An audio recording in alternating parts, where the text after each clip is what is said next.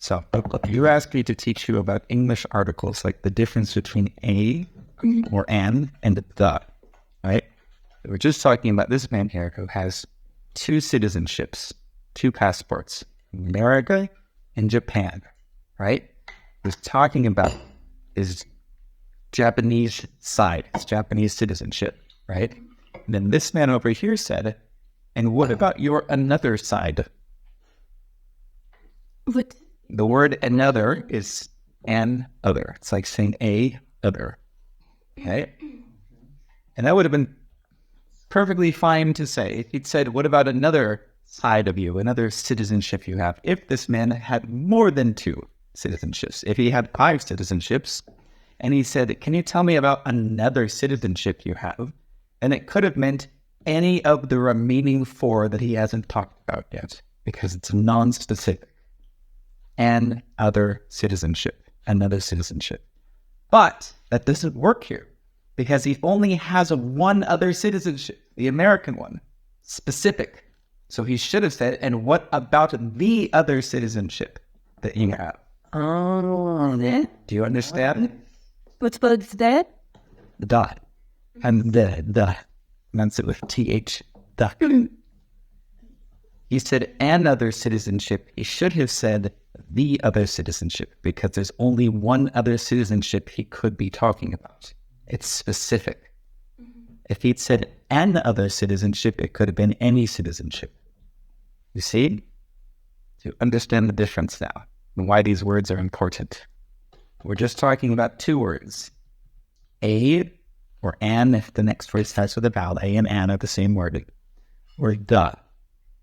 Or sometimes you use no article, right? That's it. Those are all your choices, right? And that's a lot easier than some languages where you have to change the article if it's singular or plural, if it's masculine or feminine, right? So that there can be, in Spanish, you can say el or la and los or las, or, there are more articles than just that. So English is actually relatively simple. Just a, the, or no article. That's it. Those are your 3 choices. I want to know about non-article. Okay. Well, you might use no article if you're talking about something plural or general or collective. Like if I say, I like cats, that's different than I like a cat or I like the cat, right? If I say I like cats, it probably means in a general sense. Generally, I like cats, right? But sometimes you can not use a start when you study about only one object. Okay, so you probably mean a collective concept. Like, No. maybe not. If I say I like art, that's singular, right? I like art. Yes, so I didn't say an art or the art. I like art. What am I talking about if I say I like for some shit? Maybe thinking on maybe like all art. Maybe General still, it doesn't necessarily mean I like all art. It's not absolute, but it means the concept of art in general. Right? So we might call that a collective noun. It's conjugated as singular, but it means a collective concept. Erin, can you say I like cat? And like what? Cat. What is the last word you're saying? Cat. I like cat. Is it a cat? No, Cat. because cat is not a collective. You can't like and cat or another cat. I like a cat. What does it mean? I like a cat. You mean I like to have a cat? What if I said I like a cat? There's one cat there, the one that and I like a cat. Yeah, but I haven't told you which one it is. If I say I like a cat, it's denoting a single cat. But I haven't told you which cat I was at. And if I say I like the cat, it means I've somehow already communicated to you which cat I'm talking about. Like, if the context made it obvious. What makes this difficult is that it usually relies on context to be clear. If you come into my house and there's only one cat in my house and you say, yeah, I like the cat, you don't need to specify exactly which cat you mean, because in that context, it's obvious that it's the only cat in the house. I must be talking about that cat, not some random cat you met 10 years ago halfway around the world, right? That would be a very silly way to communicate. So a lot of this just relies on implied communication and context and setting. So what is I like? For example, if I say I like a cat, is it enough, or I should continue? Like it's not clear. Like Depends what you're trying to communicate. Maybe that's enough information for you to communicate. Maybe it doesn't matter which cat you're talking about. Just the fact that you like a cat is all you're trying to communicate. like if someone asks you, like, Do you hate cats? Like you could go, I like a cat. You might say, well, yeah, usually I hate cats, but there's one cat I like. I like a cat. But oh, they don't even know which cat you're talking about. It's the point. Or else you could say like, yeah, I there's a girl I like back home, or something like a girl I'm dating, or something like that. but normally you don't But say. article A, not about specifically. It's about all. It's about not. I don't know. Not this right. So it would be different if I said I like any cat, because then it would apply to all possible cats. Then it really doesn't matter. If I say I like a cat, there's only one cat I like. You just don't know which one it is. But if I say I like any cats or all cats, that's different. Now it's the whole category. No, I mean, A means any. Article A means any. No, it just means you don't know which one. If I say, But you can't say I like a cat because you don't know which one you like. well, maybe I do know which one. Maybe I know which cat I'm talking about. Maybe there's one cat, my mother's cat's back in California. So that's the only cat I like. But I didn't tell you which cat I'm talking about. So if you ask me, Gregory, are there any cats you like? I might say, yes, there's a cat I like. And I know I'm talking about the one in my mother's house. Well, but see, if I say the cat, then I have to tell you which cat I'm talking about, or it won't make sense to you. I have to tell you, I like the cat that lives in my mother's house. If you tell me I like the cat, you need to explain me which. Yes, you have to know which cat I'm referring to. But if she does, tell me I love a cat, it's right. Yeah, then you just don't know which cat. You still know it's one cat, you just don't know which one. Because maybe it doesn't matter. Oh, okay. Maybe I don't want to tell you which cat I'm talking about for some reason. Yes, so it's actually a very neat way to organize language and thoughts. Articles are very effective in English. You must learn to use them correctly. Maybe, for example, you meet a beautiful girl. Okay, I like this example. And you don't know your name. Just see your on the seat. Okay. And you're talking about your one guy, but you can't explain who is sure and Who she is? yes. Yes, so then you might say, I met a girl while I was walking today. She was beautiful with long brown hair. But you're talking about specifically girl. Why you use? Well, no, because he doesn't know who the girl is. I know which girl I'm talking about, but I can't say I met the girl, because then he would say, what girl? What are you talking about? You would need some kind of specific information for that to make sense to him. You'd have to say something like, the girl who works at the coffee shop down the street.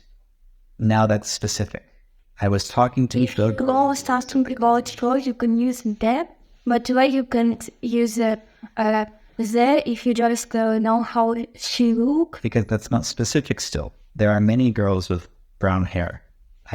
So I can't say I met the girl with brown hair unless she's the only one in the situation. If there are 3 girls in a room, one has brown hair, one has blonde, and one has red hair, then I can say the girl with brown hair, because now it's clear, now it's specific. There's only one girl it can be. But you need to show 3 is term in around the people. Around people, you mean around. Okay, think of it this way.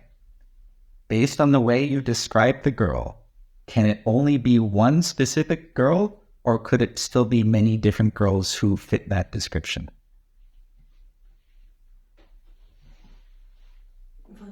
If I just say, I met a really nice girl in the park, do you think there's more than one nice girl in the park? Probably, right? So that's not specific.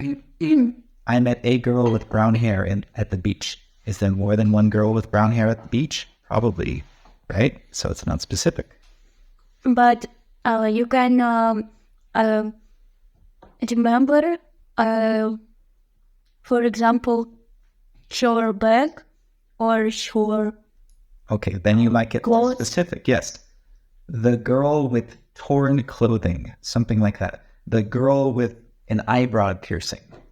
That might be more specific because maybe she's the only girl who has an eyebrow piercing. And then you use that, or? Yes, if it's meant to be specific to denote that one specific person and it can't be anyone else, then yes, that's specific. Now we would use the definite instead of the indefinite article. But it's difficult if you remember one thing for sure. You use another. It becomes very easy, intuitive to think this way. Americans never have trouble thinking of whether to say a or the, right? You would never want to struggle with that, right? It's very easy. It's just how you categorize your language and your thoughts. Really? Yes. You're not thinking about this? No. You only have to think about it because in Russian you don't have articles. I have many Russian students who learn English from me, and they all have a hard time learning this because it's not part of their language. But eventually they get it with enough practice. And they see, oh, actually, this does make a lot of sense. It's a very effective way to organize concepts in English. There are some things about English that don't make sense. They're stupid and they're difficult to learn, but we just have to do them anyway. But this actually makes a lot of sense. This is one of the things that English does very well. Okay, for example, sky. The sky. But why? Because it's the only one. Unless we're talking in a context where there was more than one sky, like different planets will have different skies, probably, right? Okay, cosmos. Cosmos. The cosmos? Yeah, cosmos. Yeah. But he can't choose It's not about you. some. I guess now, no. Sure. This guy, yeah. But I cannot say No. So that's funny because like in Armenian, for instance, they overuse articles. They use articles in places we wouldn't need to in English. Like with names, you'd say, yes, Gregory Nem, and the nut at the end is I am the Gregory, which we wouldn't do in English. Or they would say, this is my the bull. We don't need to say my with the because it's redundant. You're already specifying which bull it is when you say my, right? That's taking the place of the. They would use both, my the bull. So it's funny in Armenian, they overuse articles, and in Russian, they underuse them. So both have trouble learning English articles. But I cannot say a person like the name like this sky when we have just one of So names are, well, so if you were talking about categories of people named Sky, and there were more than one person named the Sky, then yes, you could say, okay, how many Skies do we have in the house? 3 different people named Sky. Okay, can you bring me the Sky from Japan? That might be a way you could do it, but just as his name, just as a proper noun, because then you've turned it into a noun. If you're treating it like it's an object, but in general, when you're treating it like a proper noun, my name is Sky. That's my name is the Sky. I am the Sky. So did I think today the sky is so beautiful with is it clear that I am speaking about the word? Yes. I would not think you were talking about the man named Sky, because again, that is a proper noun. That is the label for him. He's not an object called a sky. Unless you have a nickname. Like, the band U2. I know The Edge. The Edge. So Like, and not submit this high label applied, he applies to himself, or the Terminator, right? Like that's his the character's name essentially, even though they never refer to him that way in the movie. That's just he's one of many possible Terminators, but he's the antagonist in the movie, and he's the only one in the movie. And you say, oh, why are you running away? Because the Terminator is chasing us. Well, which one? There are many Terminators here. No, there's only one in the movie. Right. But in the future, there's thousands of them, right? So then you would say a Terminator is chasing us, right? Because there could be many different ones. If you and your friend know this guy, and another guy, but only you and your friend know about this guy, and this company, this team, don't know about another guy, and you can tell this guy, or Yes, so that's like the example I just gave. Which guy are you talking about? The guy from Japan, the guy with long hair, the short guy, the tall guy, because then you're specifying which of two possible skies you were talking about. really.